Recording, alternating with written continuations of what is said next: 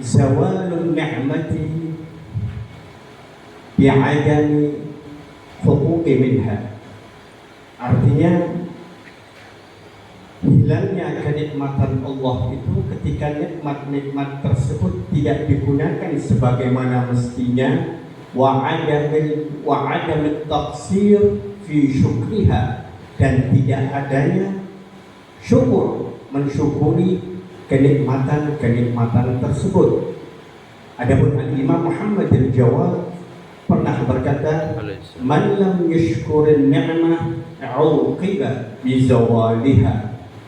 Setiap orang yang tidak mensyukuri kenikmatan yang diberikan Allah kepadanya, maka ketahuilah akibatnya kenikmatan-kenikmatan tersebut akan sirna. Kenikmatan-kenikmatan tersebut akan dicabut oleh Allah Subhanahu wa ta'ala.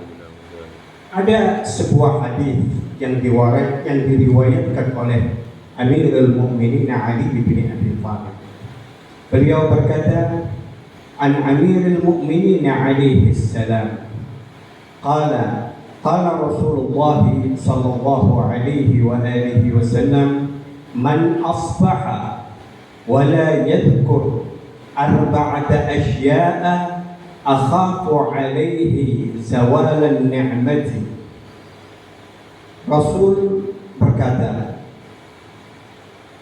barang siapa bangun di pagi hari, kemudian dia tidak menyebut, dia tidak bersyukur akan 4 kenikmatan ini, ketahuilah, kata Rasul, aku sangat takut akan hilangnya seluruh kenikmatan Allah yang diberi kepadanya. Barang siapa bangun dan tidak bersyukur atas 4 nikmat ini, kata Rasul, aku takut seluruh kenikmatan yang diberikan oleh Allah kepada orang tersebut akan hilang. Artinya setiap hari kita harus mensyukuri 4 nikmat ini. Awwaluha ay yaqula alhamdulillahilladzi 'arrafani nafsahu wa lam yatrukni 'amyanal qalb. Yang pertama, kita ini harus bersyukur kepada Allah. 'Arrafani nafsahu, karena Allah telah menunjukkan diri kita akan dirinya. Artinya kita tahu siapa diri kita sebagai hamba, dan Allah adalah sebagai Al-Khaliq, sebagai yang paling layak untuk disembah, dan tidak membiarkanku menjadi orang-orang yang buta mata hatinya. Yang pertama yang harus kita syukuri setiap hari adalah bahwa kita ini harus bersyukur kepada Allah karena masih ada iman di dada kita. Kita menjadi orang-orang yang bertauhid, yang mengesahkan Allah. Ini sesuatu yang ketika kita belum dilahirkan, kita tidak pernah inden, kita tidak pernah daftar kepada Allah agar kita ini menjadi hamba yang mengakui bahwa Dia adalah Tuhan yang paling layak untuk disembah. Karenanya kita harus bersyukur setiap saat. Allah menjadikan hati kita ini tergerak selalu untuk menghamba kepadanya, dan akal kita ini selalu terarah untuk menjadikan Allah sebagai Tuhan kita. Dalam sebuah hadis yang disampaikan oleh Al-Imam Al-Husain alaihi salam, ketika itu beliau ditanya, mal aqlu, apa itu akal? Siapakah orang yang paling berakal? Imam Husain ditanya. Kata Al-Imam Al-Husain, al-aqlu ma'ubida bihir rahman waktu sibabihil jinan. Orang yang berakal itu, orang yang punya akal itu adalah orang yang menggunakan akalnya ini untuk menyembah kepada Allah. Pikirannya hatinya semua tertuju kepada Allah. Waktu siba bihil jinan, dan dengan itu dia melangkah mengharapkan surga. Ini setiap hari yang pertama yang harus kita syukuri. Karenanya sering setiap kali kita membaca tahlil, menyebut la ilaha illallah, la ilaha illallah, di akhirnya ada doa, alaiha nahya wa alaiha namut wa alaiha nub'atsu insyaallah minal amin. Dengan la ilaha illallah, dengan keyakinan kita kepada Allah, nahya, kita dihidupkan oleh Allah. Wa alaiha, dan dengan kalimat itu, dengan keyakinan bahwa tidak ada Tuhan selain Allah, namun kita akan mati. Wa alaiha, dan dengannya juga nub'atsu, kita akan dibangkitkan. Semoga kita seperti itu adanya. Dan yang kedua yang harus kita syukuri setiap saat adalah alhamdulillahilladzi ja'alani min ummati Muhammadin sallallahu alaihi wa alihi wasallam. Setiap hari ini kita ini harus bersyukur kepada Allah bahwa kita ini dijadikan umatnya Nabi Muhammad sallallahu alaihi wa alihi wasallam. Menjadi umat Muhammad ini sesuatu yang keuntungan yang luar biasa. Kuntum, dalam Al-Quran disebutkan kuntum khaira ummatin ukhrijat lin-nasi ta'muruna bil ma'rufi wa tanhauna 'anil munkar.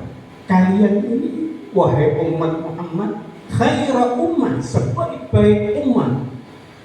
Ada dalam dialog yang panjang Nabi Allah Musa dengan Allah Subhanahu wa ta'ala, panjang-panjang sekali, tapi saya akan singkat, bahwa kata Nabi Allah Musa, ya Allah, aku lihat di Lauhul Mahfuz ini, di sana itu tertulis ada khairu ummah, sebaik-baik umat. Apakah itu umatku ya Allah? Tilka ummatu Ahmad, itu adalah umatnya Muhammad. Ya Allah, aku melihat di Lauhul Mahfuz itu ada tertulis bahwa kalau umat ini nanti akan yang memasuki surga sebelum umat-umatnya lain. Apakah itu umatku ya Allah? Tilka ummatu Ahmad, itu adalah umatnya Nabi Allah Muhammad. Ya Allah, aku melihat di Lauhul Mahfuz itu tertulis, di sana itu ada satu umat yang apabila mereka itu berkeinginan untuk melakukan kebaikan sudah tertulis satu, dan ketika dia melakukan kebaikan ada hasanah, ada kebaikan-kebaikan. Ketika mereka ini berkeinginan untuk melakukan kejelekan dan tidak melakukannya, dia dapat pahala. Apakah itu juga umatku? Oh bukan, itu umatnya Muhammad Sallallahu Alaihi Wasallam. Dan banyak lagi keutamaan menjadi umatnya Rasulullah Sallallahu Alaihi Wasallam. Dan ini harus senantiasa kita syukuri. Bi akramir rusli kunna akramal umami, dengan Nabi yang paling mulia kita dijadikan oleh Allah umat yang paling mulia. Ini setiap hari kita harus syukuri nikmat ini. Yang pertama tadi adalah kita ini menjadi orang yang bertauhid kepada Allah. Yang kedua, kita harus bersyukur setiap hari menjadi umatnya Rasulullah sallallahu alaihi wasallam. Adapun yang ketiga, alhamdulillahilladzi ja'ala rizqi fi yadayhi wa lam yaj'al rizqi fi aydin nas. Kita ini setiap hari harus bersyukur kepada Allah bahwa rizki yang ditentukan kepada kita ini ada di tangannya Allah, bukan di tangannya manusia. Bayangkan kalau rizki kita ini di tangannya 1-2 orang, sementara mungkin orang itu tidak enak hati, tidak dapat ini dan lain sebagainya. Tapi kita harus bersyukur setiap hari bahwa rizki yang ditentukan kepada kita ini adalah dari Allah Subhanahu wa ta'ala. Sebagaimana di dalam Al-Quran disebutkan, wa ma min dabbatin fil ardi illa 'ala Allahi rizquha wa ya'lamu mustaqarraha wa mustawda'aha kullun fi kitabim mubin. Bahwa setiap yang melata, yang ada di bumi dan dimanapun itu, semua rizkinya mutlak di tangan Allah Subhanahu wa ta'ala. Ini harus kita yakini dan harus kita syukuri setiap hari. Al-Imam Ja'far As-Sadiq pernah ditanya, ala madza banaita amra, wahai imam, kamu ini nampak hidupku ini selalu tenang, mapan, apa yang membuat itu semua? Atas dasar apa kamu mengatur semua urusanmu? Yang pertama, kata Al-Imam Ja'far tadi, alimtu anna amali la ya'maluhu ghairi fajtahadtu. Aku tahu setiap amal perbuatanku yang diwajibkan kepadaku, yang nanti menjadi tabunganku di akhirat ini tidak akan dilakukan orang lain, maka aku bersungguh-sungguh berusaha luar biasa untuk mengerjakan itu semua. Dan yang kedua, alimtu annallaha muttali'un 'alayya fastahyaitu. Aku tahu bahwa Allah ini selalu mengawasiku, maka aku malu kepada Allah untuk melakukan perbuatan yang salah. Dan yang ketiga, yang ada hubungannya dengan rizki, alimtu anna rizki la ya'kuluhu ghairi fatma'nantu. Aku tahu bahwa rizkiku ini tidak bakal dimakan oleh orang lain, fatma'nantu, aku tenang. Dan yang keempat, alimtu anna akhira amri al-maut fasta'ajantu. Aku tahu akhir dari semua kehidupanku ini adalah kematian, maka aku bersiap-siap. Yang ketiga, setiap hari kita harus yakin, kita harus bersyukur bahwa rizki kita di tangan Allah Subhanahu wa ta'ala. Adapun yang terakhir, alhamdulillahilladzi satara dhunubi wa 'uyubi wa lam yafdhahni bainan nas.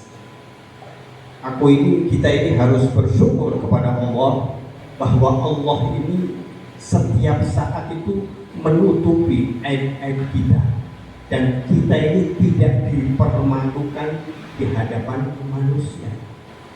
Setiap dari kita ini ada aib-aib yang tersembunyi, dan Allah menutupi semua itu. Jadi kita harus bersyukur kepada Allah. Kalau ini dibuka, mungkin orang yang paling dekat pun dengan kita, dia tidak akan mau bersama kita. Ikhwani rahimakumullah, mungkin ini sedikit yang bisa saya sampaikan.